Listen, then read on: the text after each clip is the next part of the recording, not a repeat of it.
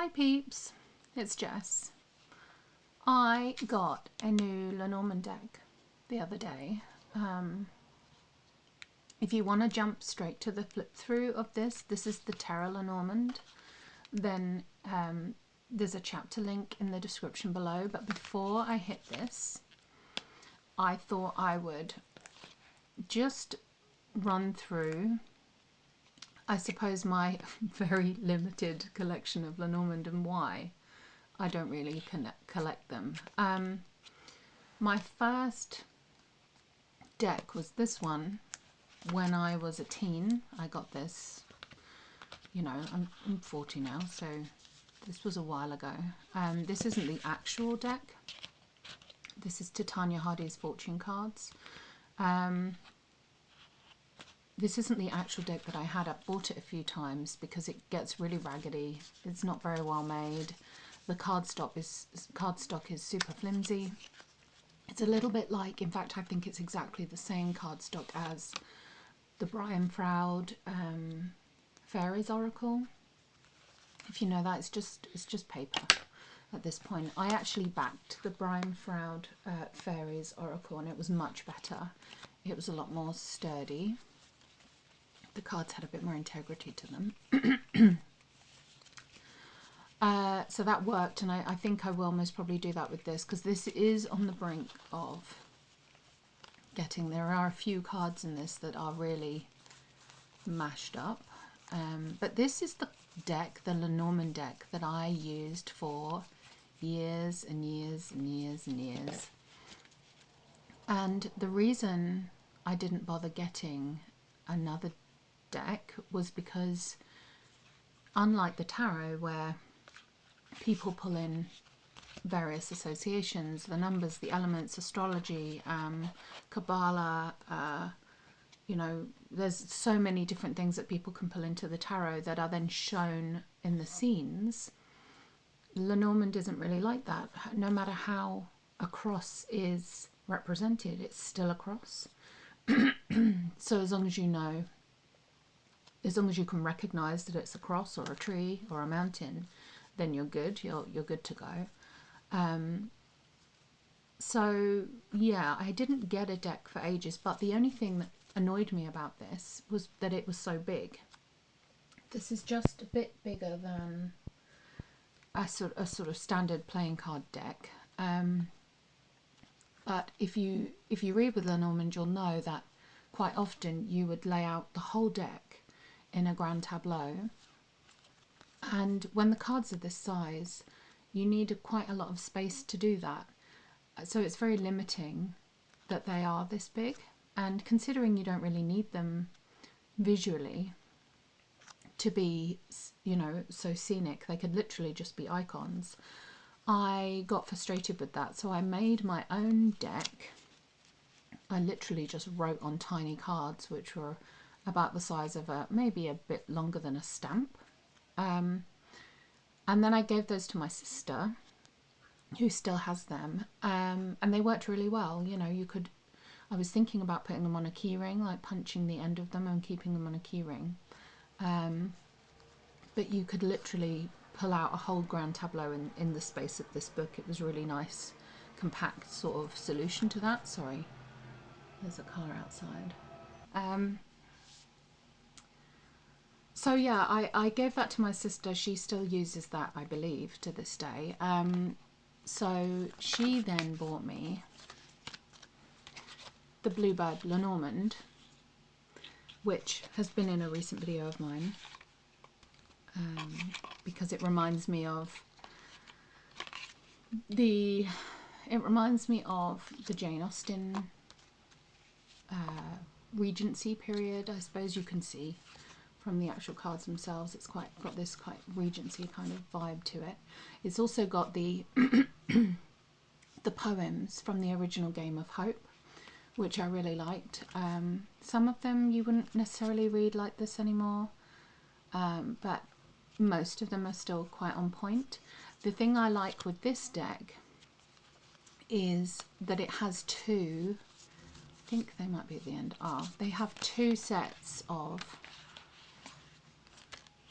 yeah, gentlemen and lady cards, which I like because I like to include multiple sets, because if I'm doing a reading for myself, I wouldn't do this for anyone else necessarily, but if I'm doing a reading for myself, I don't want to rule out my sister or my husband or my dad, or my children. I mean, obviously there's a child card in here, so that's relevant, but this allows me, as long as I've sorted out the associations before I pull the cards or lay out the grand tableau, I can then see where my husband sits and see where I sit and see how our actions are affecting each other and the paths that lead between us. So I really like that. I know that they're not meant for that. I think it's more, they're supposed to be, you know, so you can do lady and lady or gentleman, or even just relate to the younger rather than the older couple, something like that. However, I tend to pull them all when I'm doing family readings, and I find that really helpful. This just has the Titania Hardie's one, just has the male and the female. I do think I prefer the querent and significator. I think if you see Kelly from the Truth and Story has done I think it's a story in colour, but she's done like a watercolour painting Lenormand deck that you can get online. I think it's through Make Playing Cards or something like that. And she has a querent and a significator rather than a male and a female, which I think is better, because if you are, you know, female and you are questioning a significant other in your life, they're not necessarily going to be male. So I think we've moved past that now, and I think it is time to maybe change that, or at least have a couple of options in the deck. If you are going to have male and female, have 2 men and 2 females. So yeah, I liked this one. I had this one forever. This was most probably one of my very first oracle decks or divination decks. I got this way before I ever got into tarot. Initially, being a teenager, I didn't really associate this with Lenormand. I didn't know anything about Lenormand, and you know, as you do when you're a teenager, I didn't really read the front. I just jumped straight to the, you know, how to pull the cards and how to read them. But there is a little bit, there's one page in the front here about its association with Lenormand. I really like Titania Hardie's work, and I'm really surprised that her work hasn't been republished. She's got a lot of witchcraft books, which I still have one downstairs called Enchanted, and her books were always really good quality. They had like velvet covers and they were embossed and just nice sturdy books that would stand the test of time. But for some reason her fortune deck never got the same treatment, and it's such a shame. One thing that does irritate me about Lenormand decks is how they always come in these tuck boxes, which drives me nuts. I had to, you can see, I had to open all the tuck boxes before apart from this one because it's already raggedy, but I had to open all the tuck boxes because I cannot open tuck boxes without ruining the box. It drives me nuts. But I do think if you are a Lenormand reader, and you tend to, you're going to use the deck a lot, right? Because a fish is a fish is a fish. You don't need a million decks. Whereas with the tarot, you can collect different decks to give you different reference points or use for different topics and subjects. Well, Lenormand's not necessarily like that, so it's much more likely that you're going to be using the same deck way more than a tarot deck. So it really frustrates me that they don't get given the same treatment and they're not in, you know, a beautiful box that's going to stand the test of time. So, yeah. Jess's little rant. That is, so up till now, that was my Lenormand collection. I am looking for a mini deck. See, look, I can't even, this really frustrates me. I am looking for a mini deck because, as I said, I want to lay them out and not require so much room all the time. But I did get, so I don't generally look for beautiful Lenormand decks. I just want them to be functional. However, I did get totally one over the other day when I came across this online. This is the Terra Lenormand by Bouchette Design. This lady, let me wonder if I've still got her thing up here. I haven't. Bouchette Design have got a Marseille deck out, a tarot deck out, what else? An oracle deck, I believe. There are a few decks by her. And I got this one because I liked the fact that it seemed quite folky. What am I looking for? What's the word? Like folk art. It was a little bit Scandinavian. It had a little bit of like Nordic-y folk art in it. I'm not sure. So I liked a few of the pictures, and I figured I would just treat myself and get myself a new Lenormand deck. I'm a bit gutted that it's this size again. I wonder if there's a extra fee, a cutting fee maybe in production, where they don't, they charge more for the extra cut or something, because it's so difficult to get mini decks, especially in the UK anyway. So yeah, I just thought we would explore this deck together. And see how it might differ from the other two that I already have.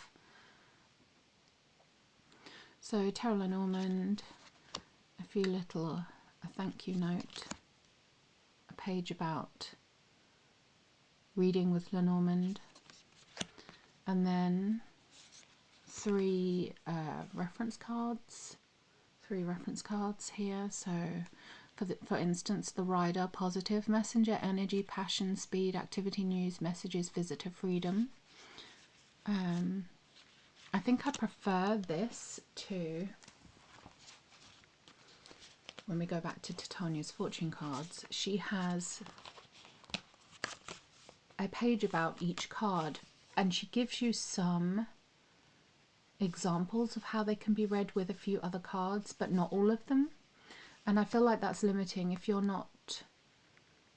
don't entirely understand, you're not necessarily going to start making sentences with the cards.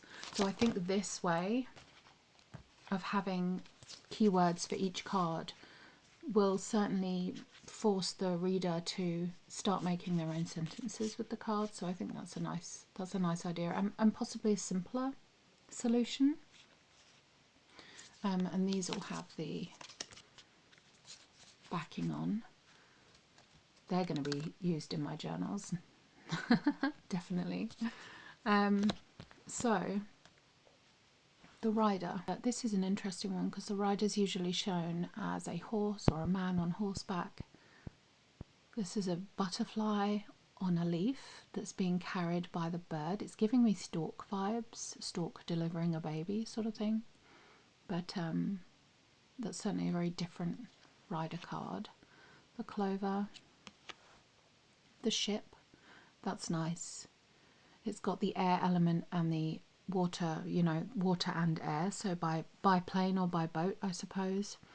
So a modernization of the original. Ships tend to relate to long distance travel. There seems to be an infinity symbol, the lemon scud in the background. I don't know whether that's relevant or whether that's just a design feature, because I wouldn't necessarily put the ship down as a permanent journey, but definitely a longer journey, one that's going to take more time. But I do like this reference, this not obvious reference, but a reference at least to plane travel now, because originally when this came out, this Game of Hope came out, there wouldn't have been planes as an option. The house with a lot of foliage.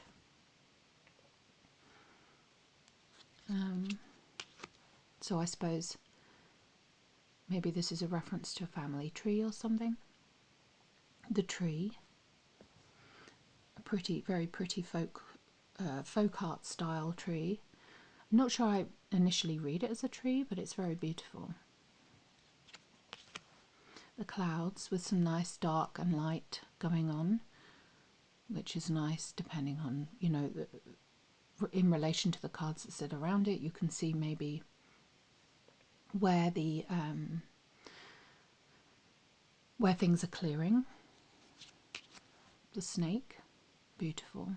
I love this snake representation where it literally is this S curve. It's really pretty. The coffin, beautiful.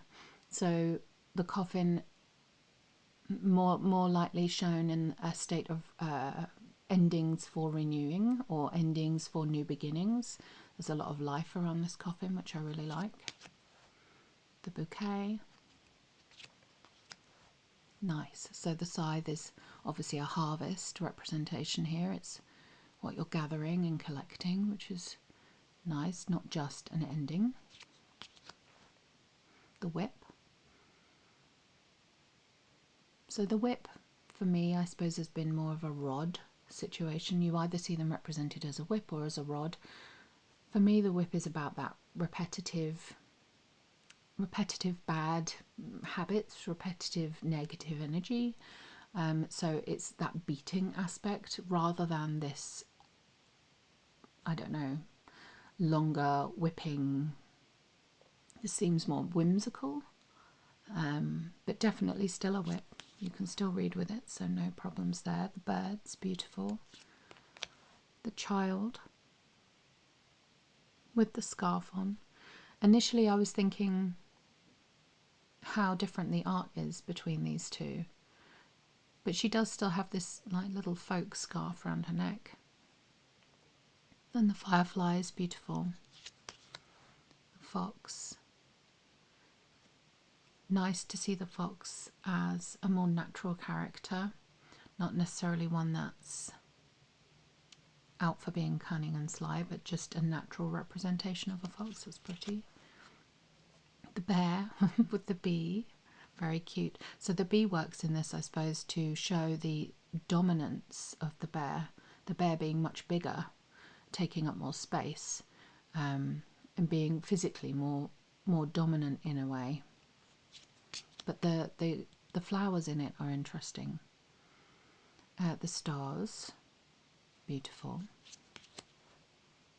The stork. Well, for me that looks more like a flamingo, especially with the ferns around it, but it's definitely different to the bird and different to the rider. So a stork is a stork. The dog, very, very cute, friendly dog, beautiful. The tower. So rather than the tower, I would see this as the tower, but I would expect the tower to be the highest point, but then they've taken this section of earth out of the ground, so it looks like it's floating, especially with this air strip over it. So maybe the whole piece of earth has been taken out and is floating above the rest of what's going on. So possibly the whole thing is the tower. Get that higher perspective. The garden, beautiful. The mountain. So obviously the first thing I see was the butterfly. Perhaps a transformation is needed in order for you to ascend and get over this big hurdle of the mountain. The crossroads in this magnifying glass. So a call to really look at things and analyse what's going on. I really like this shadow of the tower in the middle. It's almost like it's pointing to a direction that might not be visible yet, or might not have come into the equation, but possibly there's a different solution, not just the obvious ones. That's a nice little trigger point in a reading. The mice nibbling away at things. The heart. So this is a really interesting representation of the heart in the way that the solid heart is really small, but then the shadow of it is huge, and is actually the lightest thing on the page, on the card, sorry. So it's almost giving a reference to the space that the emotion takes up, or the connection takes up, and the energies involved, and the things that are unseen. It's nice. Oh, there's also a heart up here, look. Okay. Interesting. The ring, a very big blingy ring. The book. So typically the book is closed. In this open, however, we still can't read it properly because we've got the ferns and whatnot in front of the pages. So a different way of representing things that are yet to be read or things that are yet to be discovered, maybe. The letter, nice. The male. So we're going to have male and female with this. Okay. And I wonder if we have any other. No. So it doesn't look like there's any other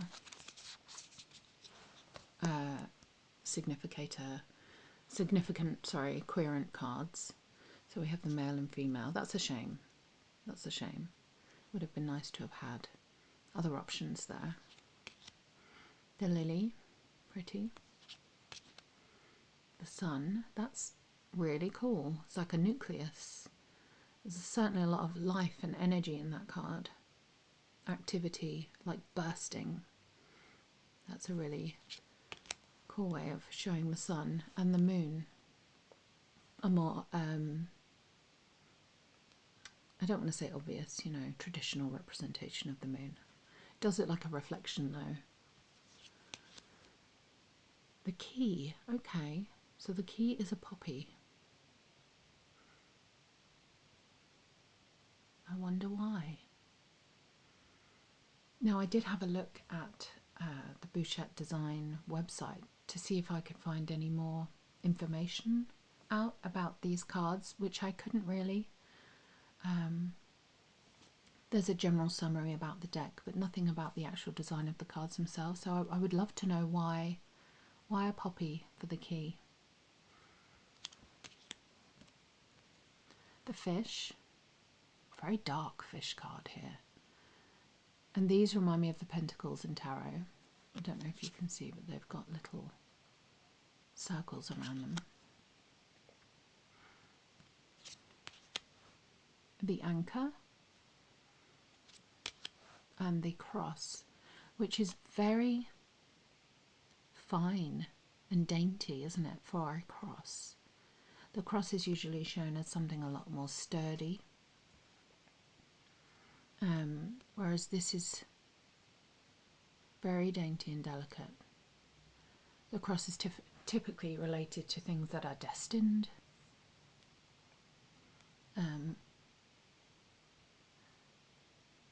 That's another interesting option there.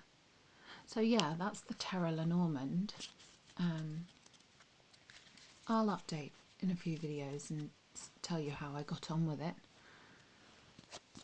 It's a beautiful deck, it really is. It's another very different option to the ones that I already have, compared to the Bluebird and Titania's fortune cards. Three very different options here, which is a nice, I suppose, nice choice to have. But I think if I am going to get another Lenormand deck, it will definitely be a mini deck. Or I might just, at this point, I might just make my own. We'll see. If I do, it will definitely have more options for the querent and the significant cards. However, what style I would do it in, I really don't know. I'd have to sit and think about that. But yeah, there's another option, a beautiful little option for a Lenormand deck. I hope you enjoyed the video. See you soon.